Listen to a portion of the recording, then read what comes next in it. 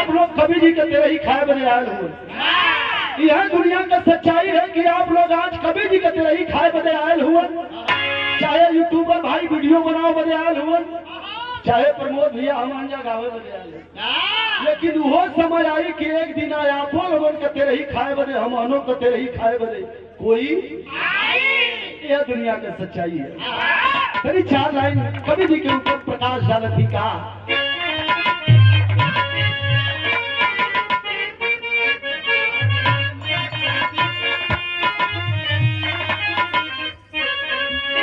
कि छोड़ के आज अपन परिवार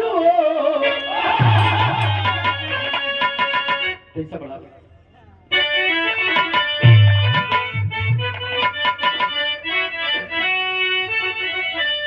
अरे छोड़ के आज अपन परिवार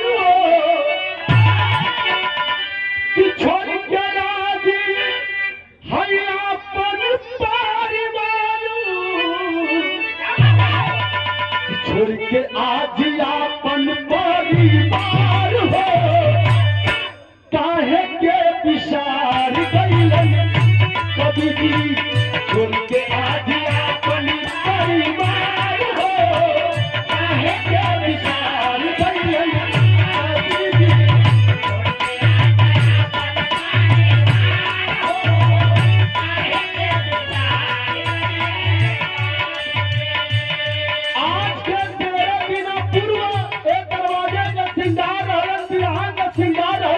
भी लेकिन आप अरे सोना पड़ल अंगना दुबारो अरे सोना पड़ल अंगना दुबारो काहे के विचार कैलन कभी भी सोना पड़ल अंगना दुबारो काहे के विचार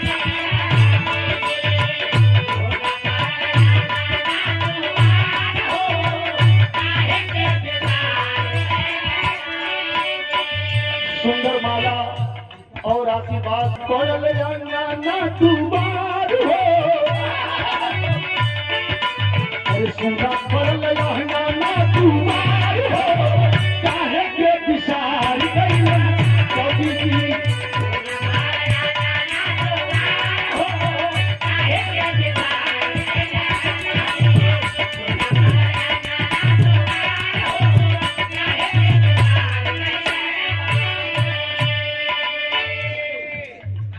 ग्रीन सिटी प्रॉपर्टी डीलर हमारे बड़े भैया अंगद यादव जी का भैया खरवास में जमीन कम बिकत है था माले। हाँ डीलर के हिसाब से माल कम है ना भैया। अरे जहाँ लपट जाने दाम बढ़ा भैया के बहुत बहुत प्रणाम क्षमा हो सब भैया लोगों के प्रणाम बा।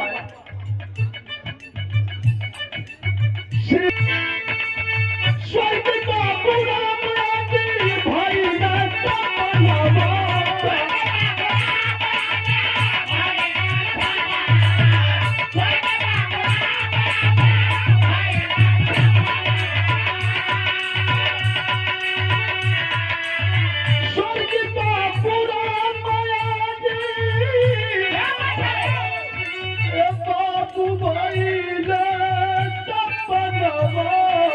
भाई टूअल होई कई नहीं कर टूअल होई कई नहीं कर तीन गोल लगा टूअल होई कई नहीं कर तीन गोल लगा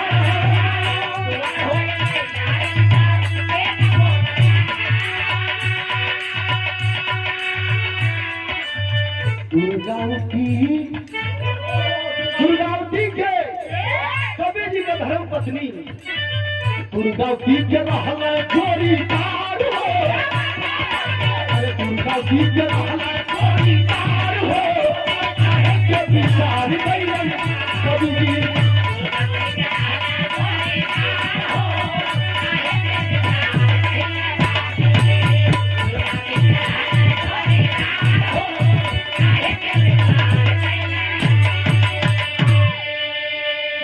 वाह वाह ये लाइन के लिखे वाले परिवार बने नहीं है यहाँ भैया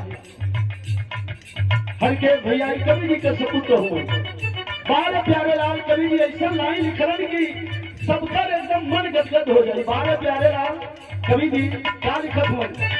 हर भैया एक बात आप याद करना। कौन बात? कि चंदन दुलारत पारा, कि चंदन दुलारत पारा बेटा जनमाई।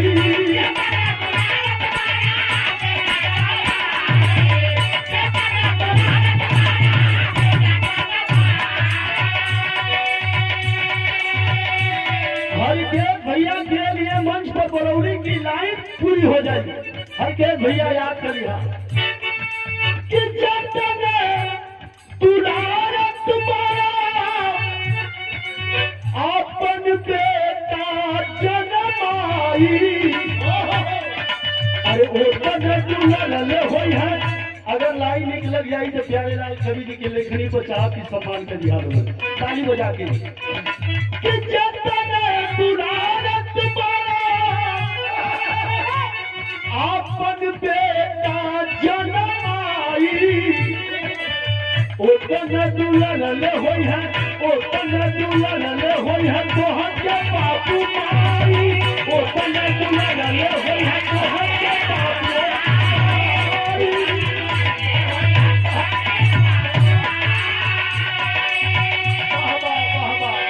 भैया।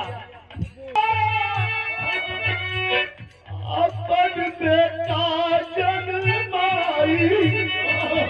ओ तन दुलारले होई है, ओ तन दुलारले होई है तोहर के बापू माई। ओ तन दुलारले होई है।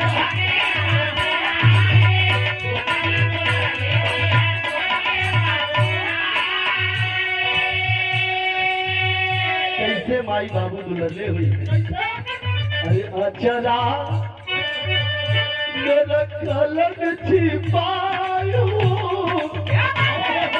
अरे अचरा मेरा कलर छिपायो काहे के विचार कैलन कभी भी। अचरा मेरा कलर छिपायो काहे के विचार।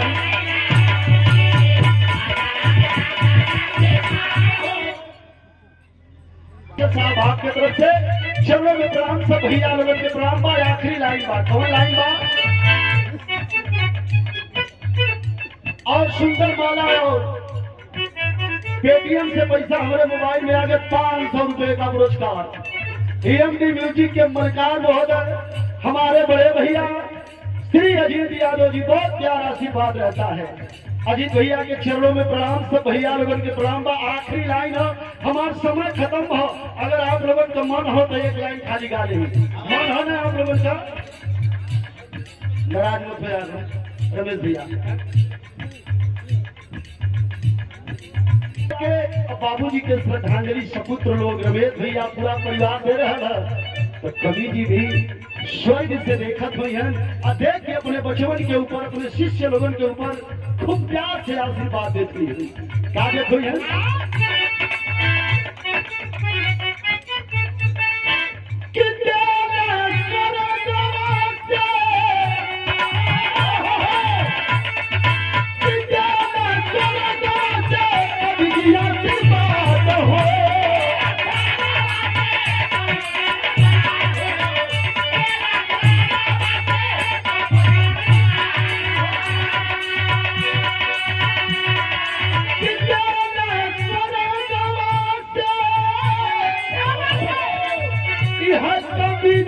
आशीर्वाद हो कलम प्यारे लाल के, कलम प्यारे लाल का कभी जी के कर याद हो। प्यारे लाल के कभी जी के कर याद हो।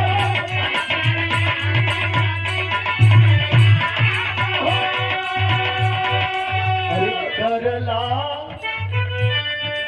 उपेंद्र इंतजार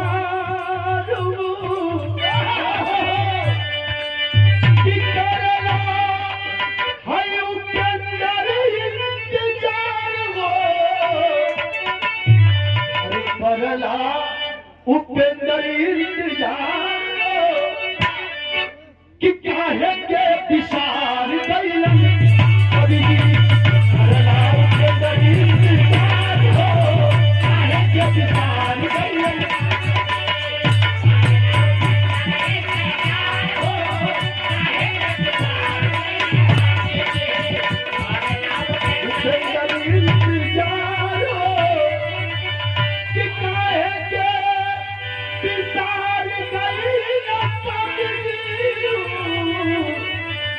सारी गई